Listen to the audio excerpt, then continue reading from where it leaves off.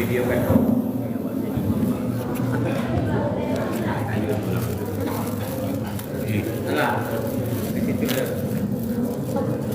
Ya.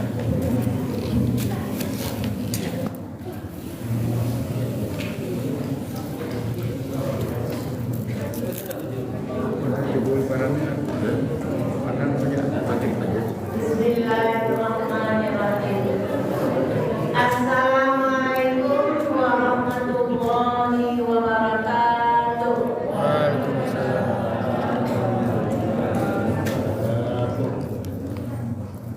Alhamdulillahirabbil alamin wassalatu wassalamu ala asrofil anbiya'i wal mursalin wa ala alihi wa sahbihi ajmain. Syukur alhamdulillah kita ucapkan kepada Allah Subhanahu wa taala. Alhamdulillah kita sudah hampir dan dikatakan di penghujung, yaitu kita masuk malam yang ke-9. Kalau belum berlalu, yang kita tunggu-tunggu, mudah-mudahan kita yang berada di masjid ini termasuk hamba-hamba yang mendapat malam Lailatul Qadar. Kenapa Pak? Bu? Menurut seorang sahabat yang mengatakan, siapa yang beribadah pada malam Lailatul Qadar itu, yang mendapatkan keutamaan sangat utama sekali, lebih baik daripada beribadah 1000 bulan. Berapa lamanya 1000 bulan itu?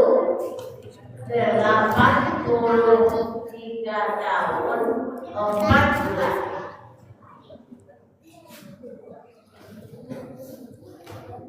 Mudah-mudahan walaupun seseorang itu dia beribadah dikatakan minim, sholat sudah berjamaah, puasa dilaksanakan, dia termasuk hamba yang mendapat malam Qadar.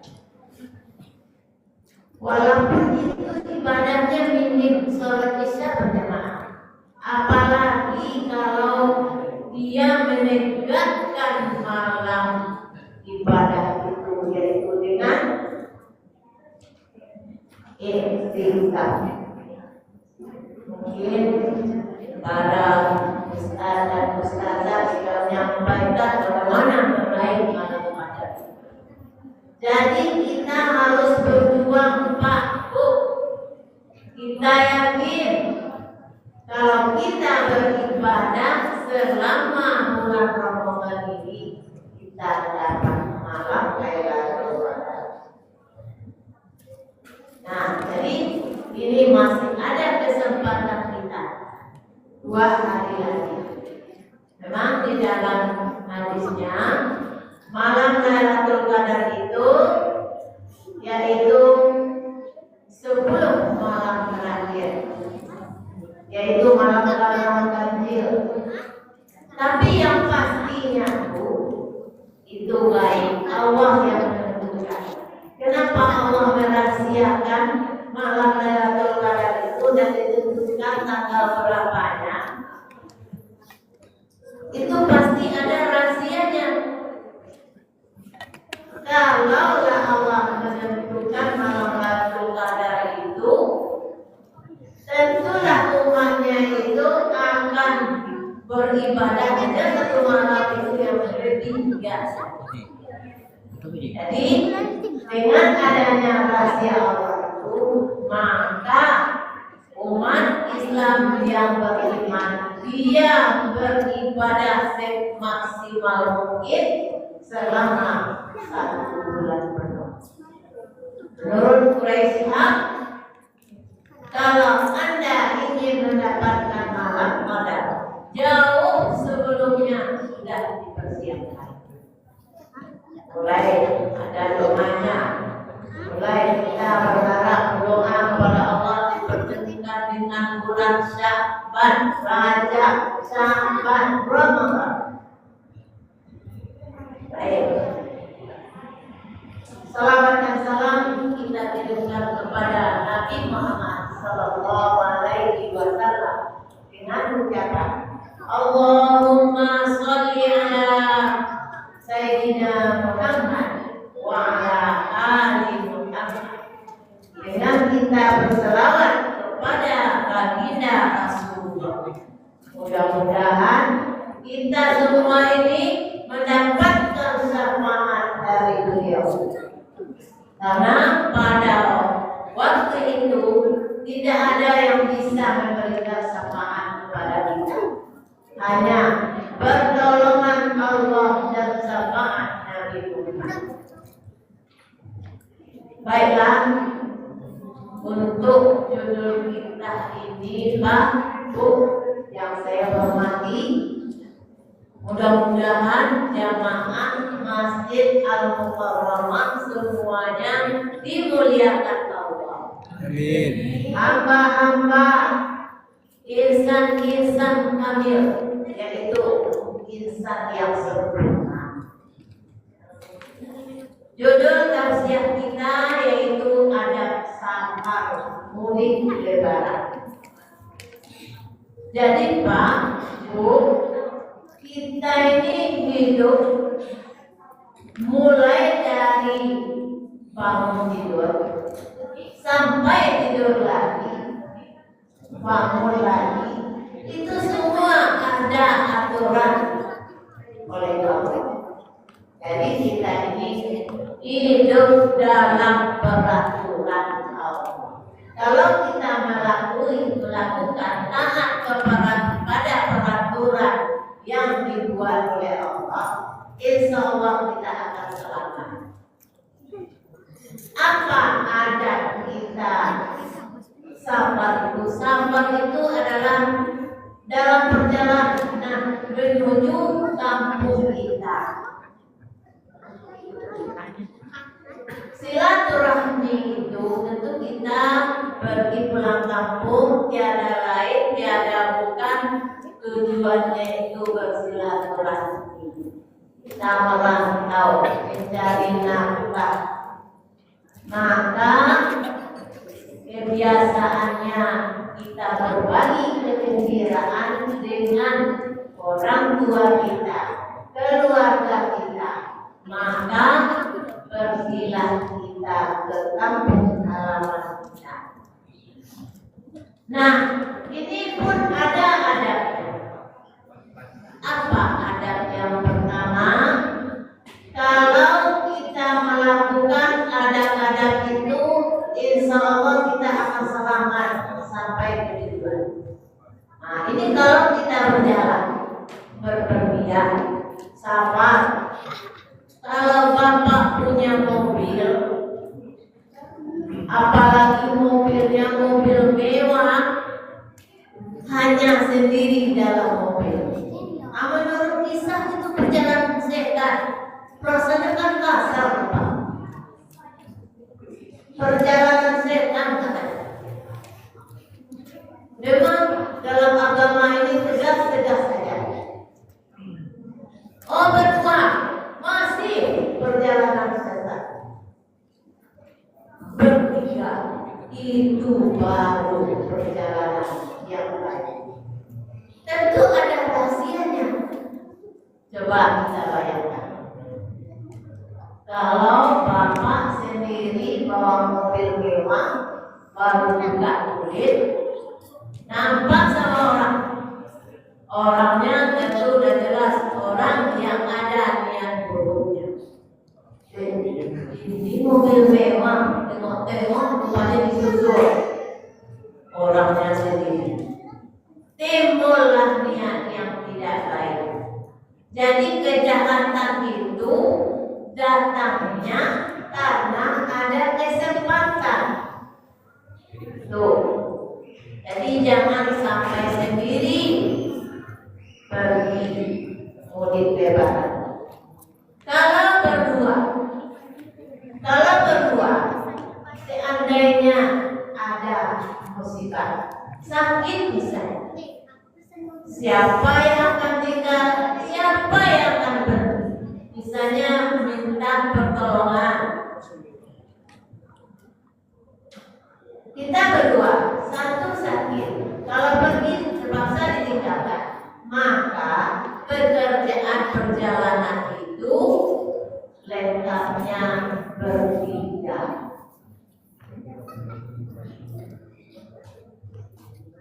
Bapak-bapak, ibu-ibu sedang kawin yang dimuliakan. Jadi dalam perjalanan itu, kalau sendiri itu hukumnya makruh. Apa itu makruh? Makruh itu memang tak berdosa, tapi lebih baik ditinggalkan. Apa? Kenapa kok makruh? Karena ada bahaya yang menghindari. Jadi tentu kita menghindari yang makruh. Jadi yang makruh itu sebaiknya dihindari.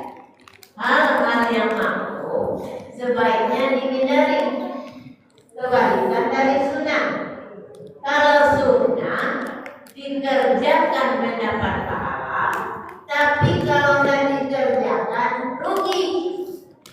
Apa contohnya? Kalau contohnya dalam perjalanan ini sunnahnya, kalau kita mau berangkat, sholat dahulu. Sholat sunnah kita. Dan pastilah kita minta dalam sholat itu, yang sholat kita minta perlindungan kepada Allah. Apabila kita keluar rumah, kita baca doa keluar rumah. Bismillahirrahmanirrahim. Tawakkaltu 'alallahi la haula wala quwwata illa billah. Kemudian kita lanjutkan. Doa boleh bahasa Indonesia. Kalau bahasa Arab diajarkan, kalau itu tuh mungkin sudah biasa. Apa tambahannya? Kita nambah, ibu boleh bahasa Indonesia. Ya Allah, aku mohon kepadamu dari godaan, dibodoh-bodohi, disesatkan, sesat dan disesatkan, bodoh dan dibodoh-bodohi. Bagaimana sesat dan dibodoh-bodohi itu? Saya ingat dahulu Pak, waktu saya sekolah, adalah orang yang mau bertanya sama teman saya itu agak jauh. Dia bertanya, kemana jalan Kemaninjau? Jalan Kemaninjau itu ditanyakan, ditunjukkannya jalan arah Parubaya. Itu tolak belakang. Ini namanya menyesatkan dan membodoh-bodoh. Kemudian dizalimi dan terzalimi. Jadi artinya kalau dizalimi itu jangan sampai kita ada hambatan penipuan di jalan. Jadi dengan adanya kita bekerja, maka tentu orang juga akan berpikir ada teman. Kalau sekarang alhamdulillah ada Google untuk mencari tujuan. Tidak susah-susah lagi bertanya sama orang lain. Yang kedua,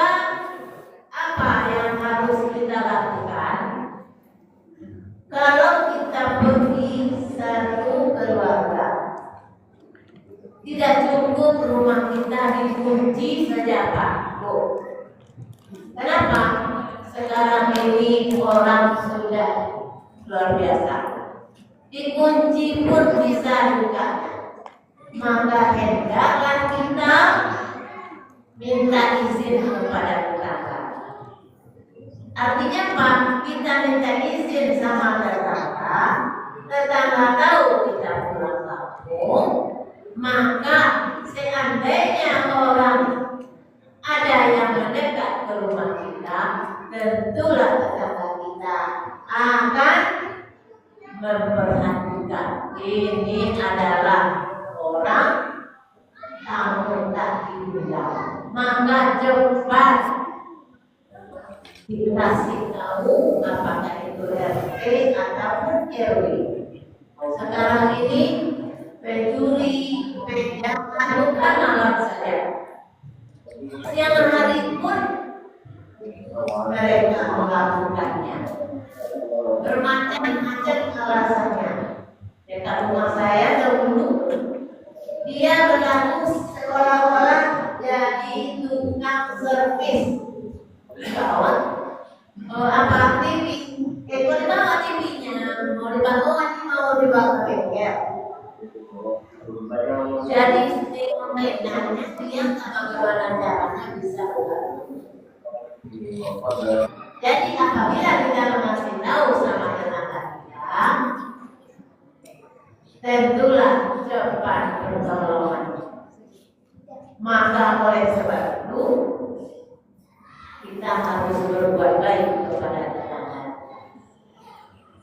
Barang siapa yang beriman kepada Allah, maka yu'minu billahi wal yawmil akhir wal yu'minu jari. Barang siapa yang beriman kepada Allah dan hari yang akhir, hendaklah dia memuliakan tetangganya. Jadi tetangga kita itu adalah saudara kita yang cepat pertolongannya terhadap kita. Kemudian kita setelah minta izin kepada tetangga yang ketiga, kita menemui orang soleh. Nah, kalau orang soleh itu kita pergi, tentu dia mengasih apa sama kita?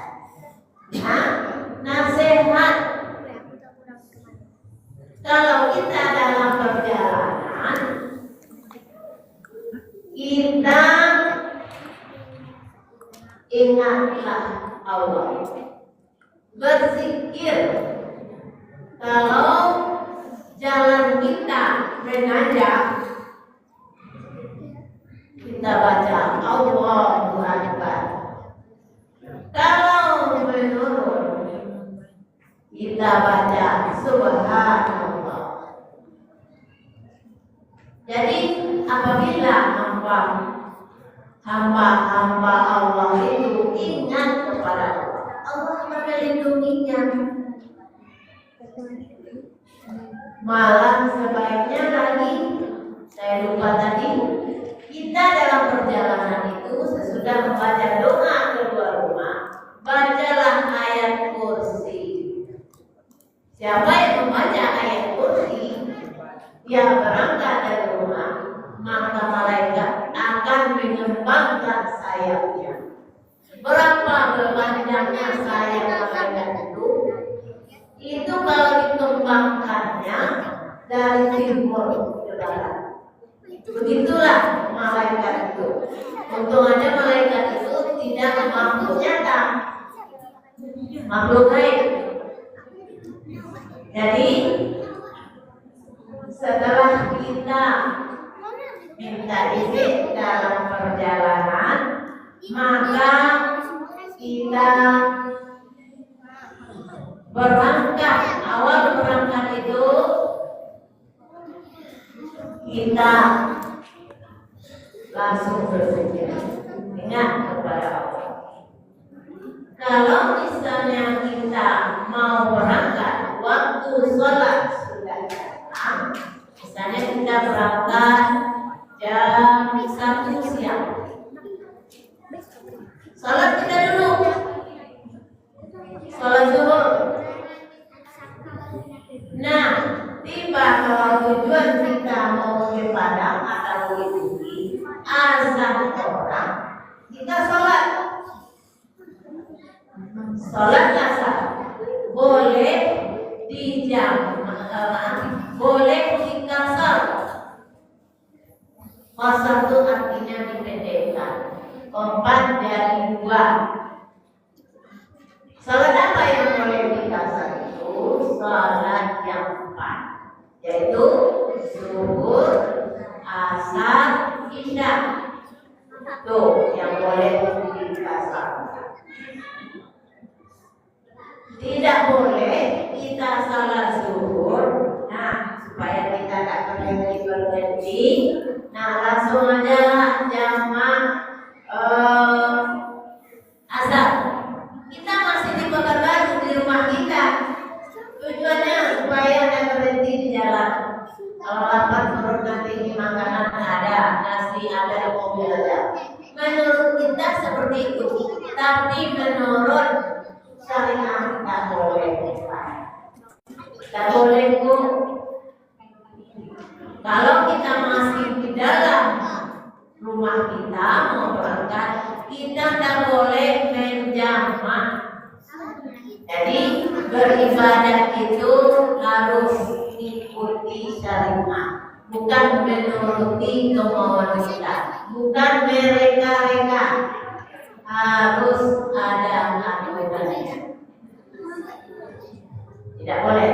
Tapi kalau kita berangkat jam 12 atau jam 11, maka tiba di Bangkinang orang azan, berhenti kita salat zuhur dulu.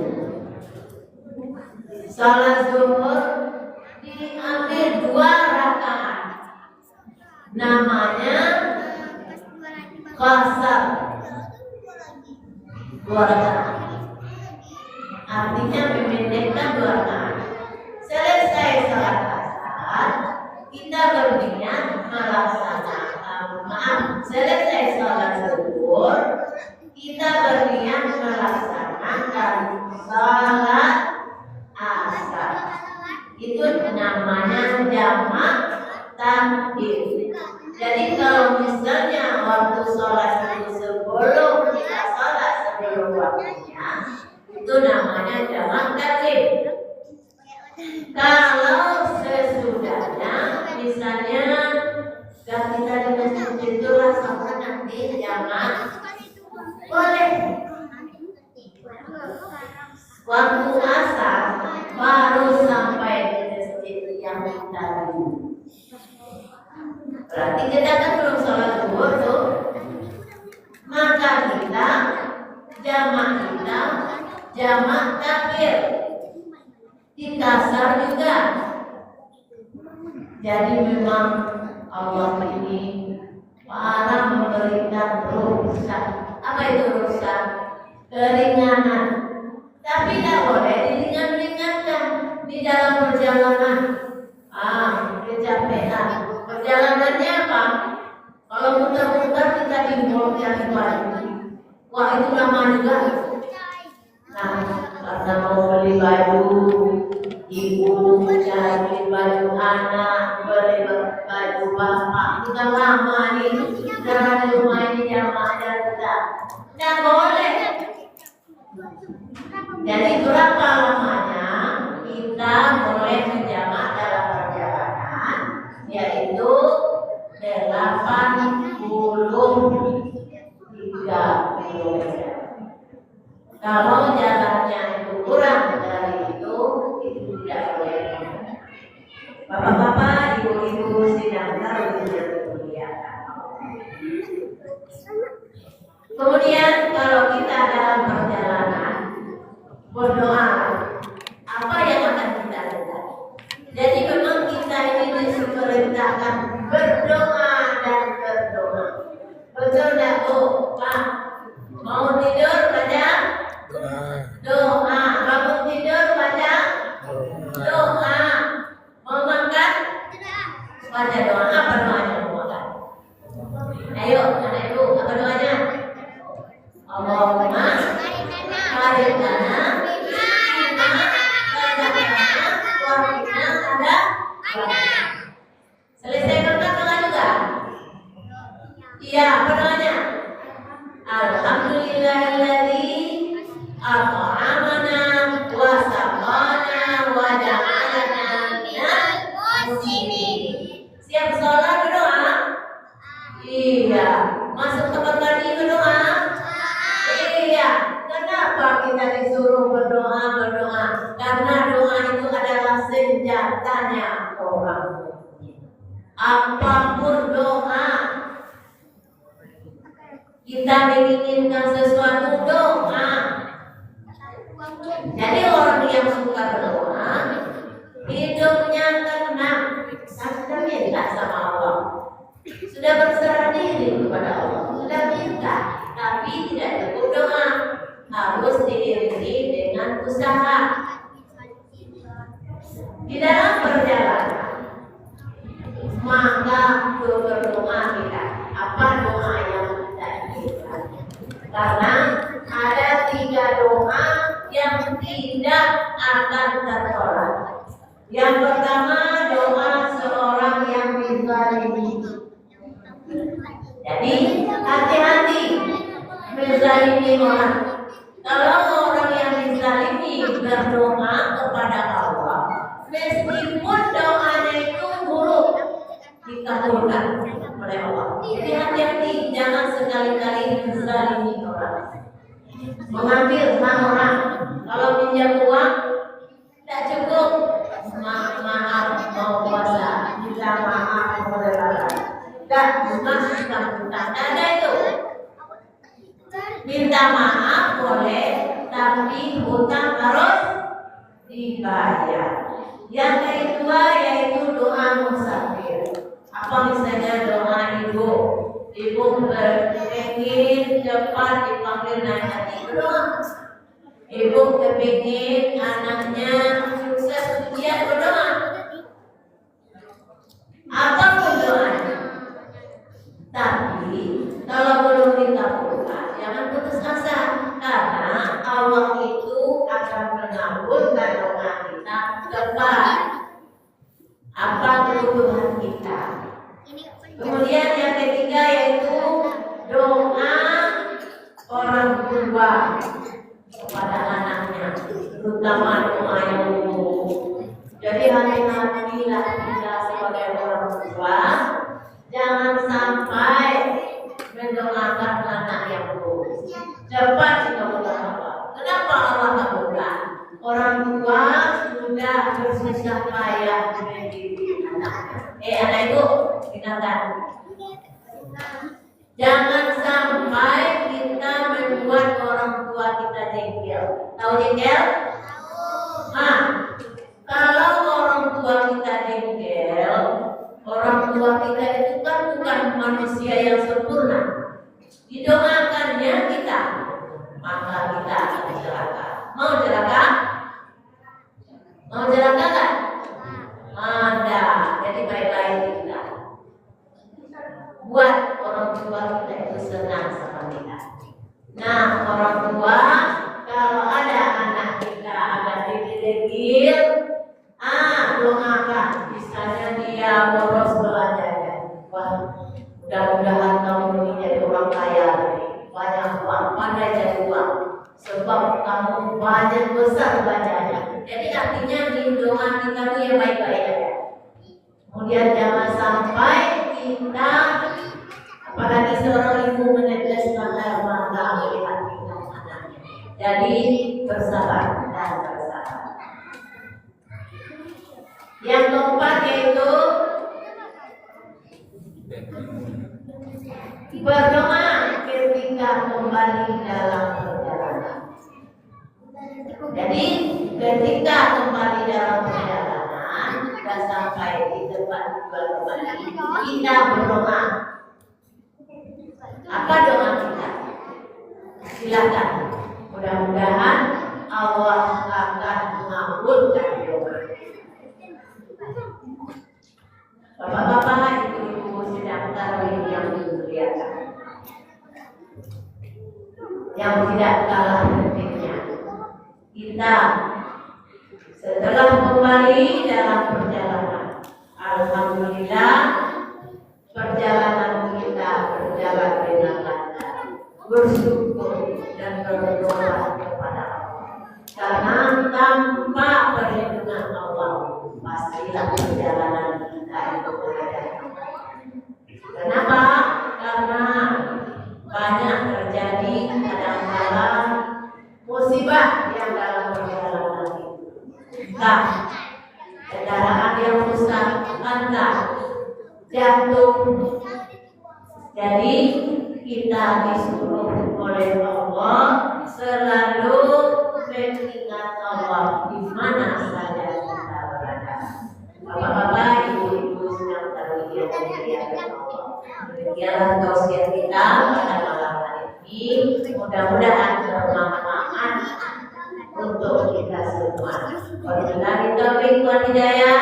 Terima kasih atas perhatian. Mohon maaf atas segala kekurangan. Assalamualaikum warahmatullahi wabarakatuh.